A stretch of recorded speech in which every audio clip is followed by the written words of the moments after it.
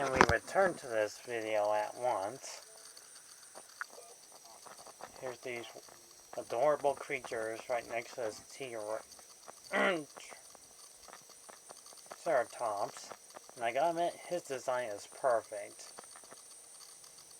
And he does good, shall I say, message for Arlo. And trying to come up with a good name for his friend.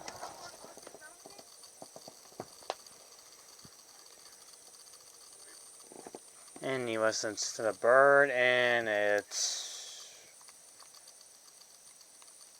rewinding right where to the part I was at. By the way, we never see him again. The Triceratops character. He never comes back. He's gone. He does get some good messages and have pets for friends. You have to see the entire movie for yourself, how it works. Also, this is adorably funny.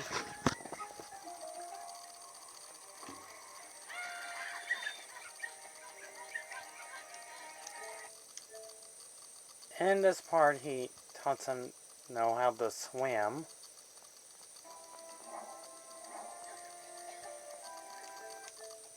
Gotta admit, that's adorable. And then this scene happened right away. They eat the strange fruit and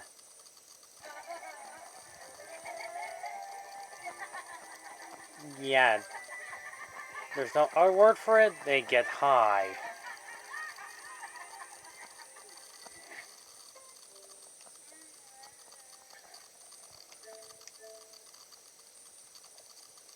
So after that scene, we also get, he gets to show his friend Spot about the fireflies. Speaking of Spot, he kind of looks like Narda from Finding Nemo. That's a great ancestor.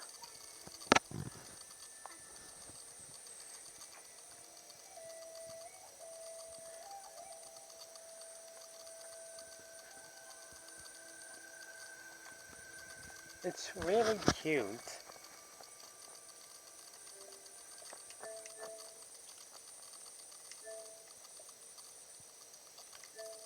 Arlo explains that this is his family.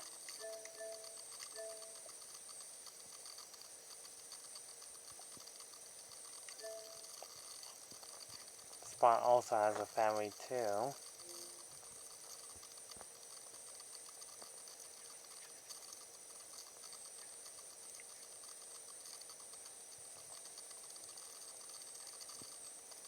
Round circle.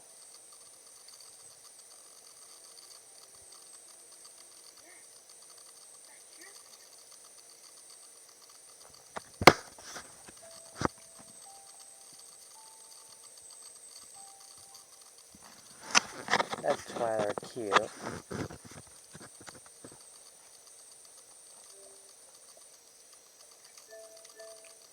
He misses them too.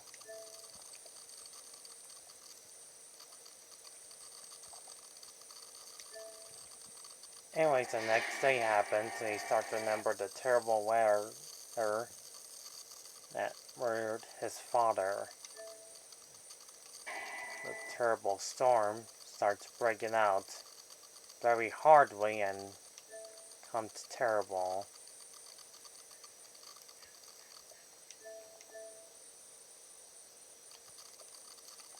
They also get help from the pterodactyls, and that's Thunderclap, which, spoiler alert, he's the main, well, not much of a villain that get that much screen time. I used to have a name like that once, because that was before I started following the storm. What? The storm's what? I was before you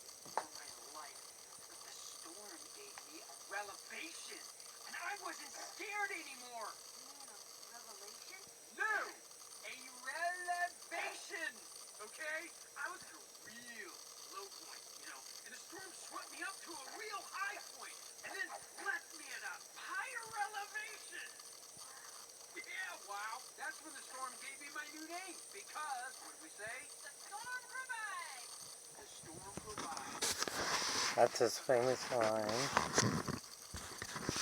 Speaking of him, he's voiced by the same person that played Monty the Mouse from Stuart Little. Oh, but first, we just need to check the... They find a critter underneath a tree stump, and Arnold uses his tail to free the creature, unaware that these three are very untrustworthy.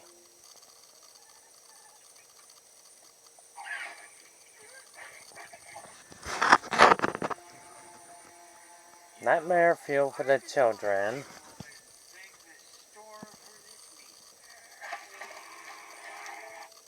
And they act very vicious, like the hyenas from The Lion King.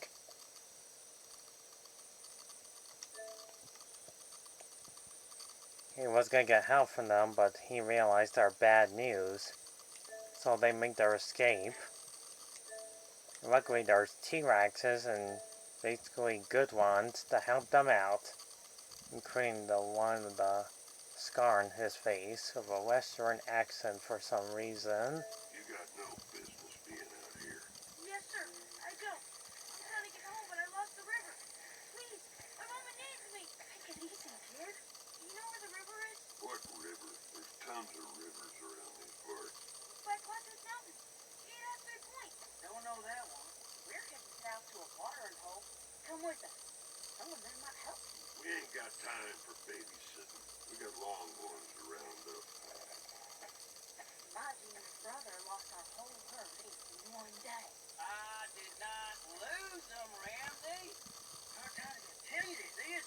They just wandered off. We still gotta find them. I like these characters. They're pretty funny. Why can step out anything? I seen him do it. He can find the lost one. Hey! So they help them and find their herd of buffaloes. They are going attacked by those fishes. Redneck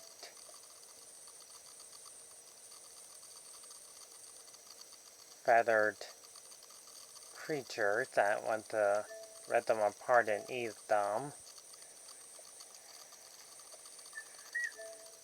Arrow tries to do a screaming alarm to let them know they're there.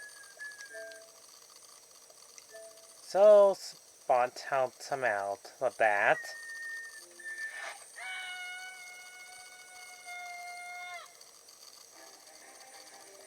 He alerts them and they get under attack. Luckily, the T-Rex says help them. They fight them off one by one. Come on, there. Mama wants to play. But they were a bit too strong with their fish's teeth.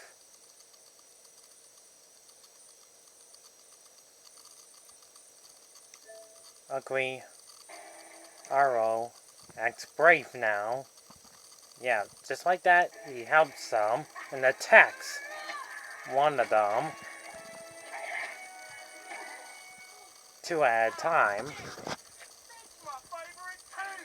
I'm gonna love ending you.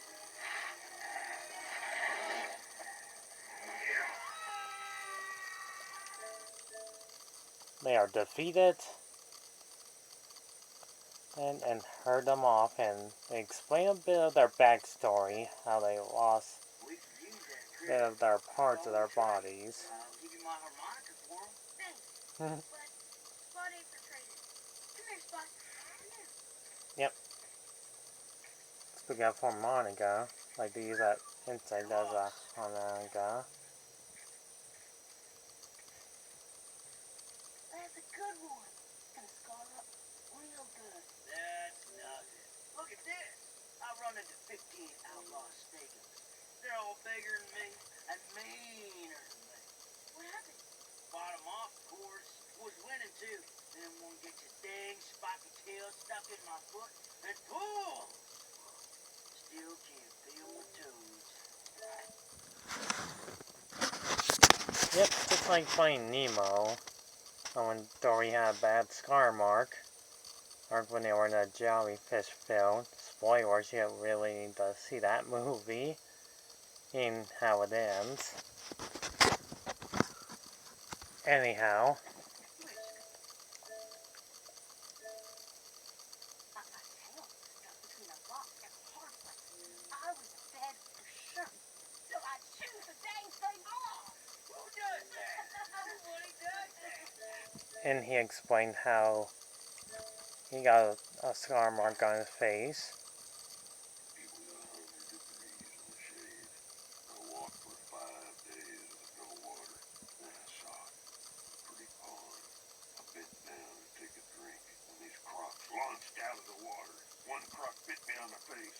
Ain't no way I wasn't good separate. Except for one thing. I wasn't ready for dying that day. I bit one croc in half, tail with the other, and the last one, well, I drowned that croc in my own blood. Awesome. Every time. I love And yet messed up. Sharks in here. Lost his tooth. Alright, to fast forward this. You can say when they herd off one at a time and bid farewell to their friends.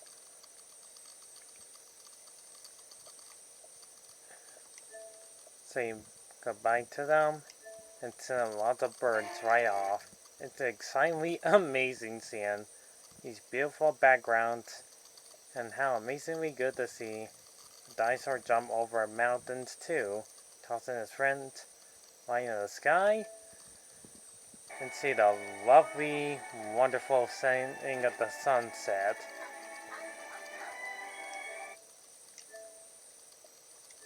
It's just so gorgeous. It's just so well done. It's the greatest part of this movie.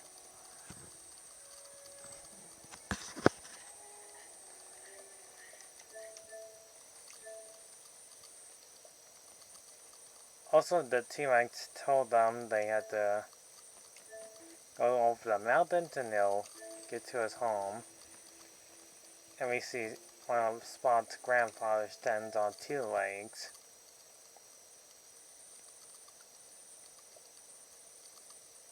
And he's sticking with him. So they go to the mountains and we see the pterodactyls don't want to eat them. And they're doing a famous Jaws reference into like sharks and in the sky with their horns sticking out.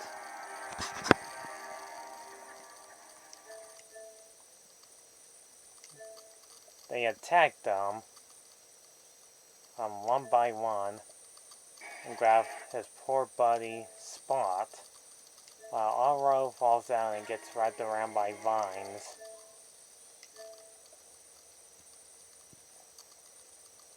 Then we get a pretty good vision of his father.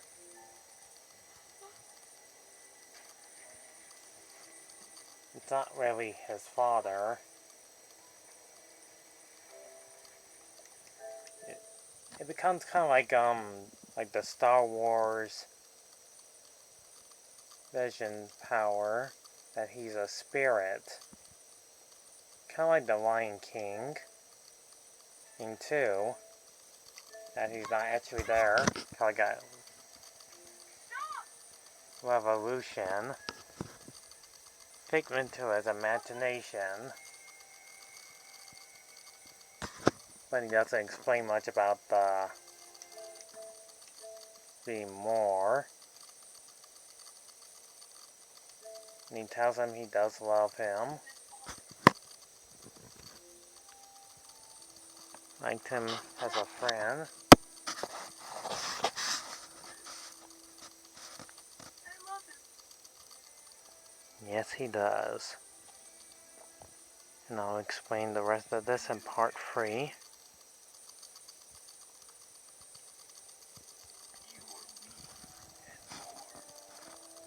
Yeah.